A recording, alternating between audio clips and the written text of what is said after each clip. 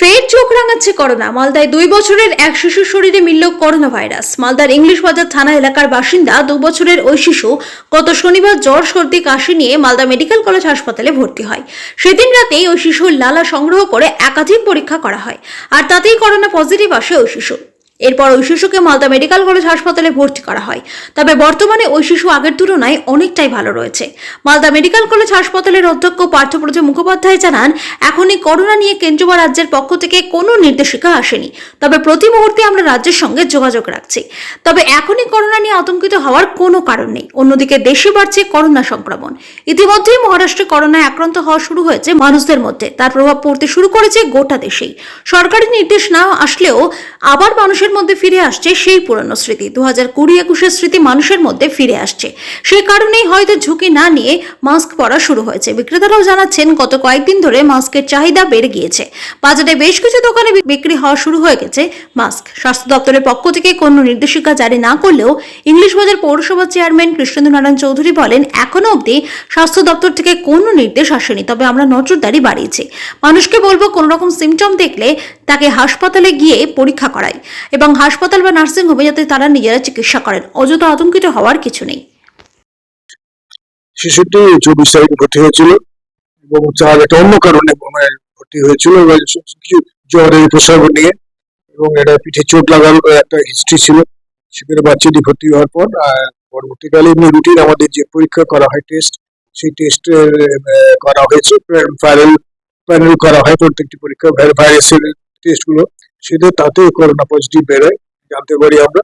তখন তারপর যথাযথ তাকে এমনি তার ট্রিটমেন্ট চলছে এবং সে এখন ভালো আছে। আগে কালকে ছিল পিআইসিইউতে, সেখান থেকে সে আবার ইমপ্রুভ করেছে এবং তাকে এখন সাধারণ বেডে, পেডিয়াট্রিক বেডে নিয়ে যাওয়া হয়েছে। না, এইটাই মানে এটা ইনসিডেন্টাল ফাইন্ডিং। বিশেষজ্ঞ যারা আছেন ডিপার্টমেন্টের, যারা পিডিয়াট্রিক্স ডিপার্টমেন্টের বিভাগীয় প্রধান এবং ওনার বিশেষজ্ঞ, তারা বলছেন এটা একটা অন্য কারণে ভর্তি হয়েছিল, অন্য একটা প্রবলেম নিয়ে, পুরাল ইফিউশন ছিল সেদিন। কিন্তু তারপরে এটা ইনসিডেন্টাল, ওরা বলছেন ইনসিডেন্টাল ফাইন্ডিং একটা পাওয়া গেছে। তবে আমরা নজর রাখছি, বিষয়টার উপর নজর রাখে আমরা যে আমাদের যে প্রোটোকল আছে, এখন স্ট্যান্ডার্ড যে প্রোটোকলটি এখন আছে, প্রোটোকল অনুযায়ী আমরা চিকিৎসার ব্যবস্থা নিয়ে রেখেছি। না, এখন আমাদের যেটা যে প্রোটোকল স্ট্যান্ডার্ড মেনটেন ছিল সেটাই আমরা করে যাচ্ছি। না, আমাদের কাছে এখন কিছু আসে না। আমাদের স্বাস্থ্য দপ্তরের সঙ্গে আমরা অন্তত কর্তৃপক্ষের সঙ্গে এই বিষয়ে যোগাযোগ রাখছি, তাদের সাথে আমরা জানিয়েছি, তাদের কাছে মতামত সবসময় নিচ্ছি এবং যোগাযোগ রাখছি। এইটা অন্য এই জ্বর নিয়ে এটি বুকে আঘাতের একটা বিষয়, পিঠের দিকে আঘাত, এবং তারপর সে জ্বর হয়, জ্বর নিয়ে ভর্তি হয়, তখন এটাতেই ডাকি। এটা তো একটা, এটা নিয়ে আতঙ্কিত হওয়ার কোনো ব্যাপারই নেই। এটা কোনো আতঙ্কিত হওয়ার ব্যাপারই নেই। এটা একটা রুটিন আমাদের তো টেস্ট হয়ে গেছে। তবে আমরা ব্যাপারে প্রত্যেকটি বিষয়ে আমরা সচেতন থাকছি, মানুষকে সচেতন থাকতে হবে। কিন্তু এটা বিশেষ করে এটা একটা ইনসিডেন্টাল ফাইন্ডিং, এটা নিয়ে আতঙ্কিত হওয়ার কোনো প্রশ্ন নেই। এবং আমরা স্বাস্থ্য দপ্তর এবং আমাদের দপ্তর প্রত্যেক ব্যাপারে আমরা অ্যালার্ট আছি, আমরা যথাযথ ব্যবস্থা নিচ্ছি। দেখুন, এই করোনা যে ভাইরাসটা আছে, সেটা কিন্তু আমাদের শুধু রাজ্য জেলা বলে না, সারা পৃথিবী মারছে। ন্যাচারালি এটা হু দেখে, ওয়ার্ল্ড হেলথ অর্গানাইজেশন, তারা যেভাবে গাইডলাইন দেয় দিল্লি সেইভাবে গোটা রাজ্যে দেয়, আর রাজ্য সমস্ত জেলাগুলোকে দেয়, এবং পৌরসভা, পঞ্চায়েত সব জায়গা হয়। সুতরাং আমরা যেভাবে গাইডলাইন পাবো সেভাবে, কিন্তু সতর্কতা থাকা উচিত প্রত্যেকটা মানুষের।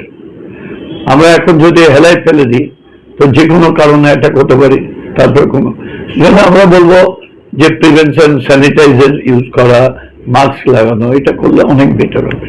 দেখুন, একটা কথা বললাম, যদি টেস্ট না করলে তো বুঝে যাবে না করোনা। টেস্ট যদি হয় তাহলে হসপিটালে বা নার্সিং হোমে ট্রিটমেন্টটা করানো উচিত, এটাই বলবো। হঠাৎ করে দেখছি যে করোনার প্রকোপ বাড়া শুরু হয়ে গেছে। বোম্বে, দিল্লি, তারপর আমাদের কলকাতাতেও কিন্তু করোনার পেশেন্ট ধরা পড়েছে। তাই এইখানে পশ্চিমবঙ্গে যা হেলথের ব্যাপার, তাতে কবে মুখ্যমন্ত্রী এটাকে ইমার্জেন্সি ঘোষণা করবে না করবে সেই দিকে না গিয়ে আগে থেকেই আমি প্রোটেকশন নেওয়া শুরু করেছি। হ্যাঁ, আবার নতুন করে আমাকে মাস্ক কিনতে হলো, কারণ 4 বছর আগে কিনেছিলাম, যেগুলো ছিল বাঁচা পূজা সেগুলো নষ্ট হয়ে গেছে, আবার নতুন করে কিনলাম ওষুধের দোকান থেকে। মহারাষ্ট্রে এত করোনা বেড়ে গেছে, তার জন্য আমাদের বাংলাতেও করোনা হচ্ছে। তাই জন্য আগে থেকে সাবধানতা, নিজের সুরক্ষা রাখাটা ভালো। সরকার যবে ঘোষণা করবে সেটা তো কোনো কথা নাই সরকারের, এখন করোনা নিয়ে চিন্তা ভাবনাও নাই। 4 বছর আগে পড়েছিলাম, এখন আবার এই করোনার জন্য এখন পড়তে হচ্ছে না, ঝুঁকি নিতে চাইছি। না, মাস্কটা এমন করে এখন সরকার থেকে কোনো অর্ডার আসেনি, কিন্তু মানুষে অনেকে পড়ছে, হ্যাঁ, আবার মনে হয় সেই জিনিসটা আবার ব্যাক করেছে, হ্যাঁ। তো মাস্কের এখন কাস্টমার দু একটা খোঁজাখুঁজি করছে, হ্যাঁ। আর মোটামুটি তো এটা 4 বছর হয়ে গেল এটা ব্যাপারটা, হ্যাঁ। আবার নতুন করে আবার স্টার্টিং মনে হবে, হ্যাঁ। আমাদের কাছে মাস্ক আছে, হ্যাঁ, আরও কিছু কালেকশন করছি যাতে কাস্টমার ভালো মতো পেতে পারে। একটু তো আতঙ্ক হবেই, কারণ যে লোকে তো এখন খবর ছাড়া কিছু বোঝে না, হ্যাঁ। খবরে দেখা মাত্র মানুষের অনেকে সতর্ক হতে চেয়েছে, অনেকের মধ্যে দেখেছি আমি মাস্ক পরে এখন ঘোরাঘুরি করছে, হ্যাঁ। আমিও চাইবো যাতে নেক্সটে যাতে এই জিনিসটাকে সবাই ফলো করে দিয়ে মাস্কটা পরার আগ্রহ থাকে।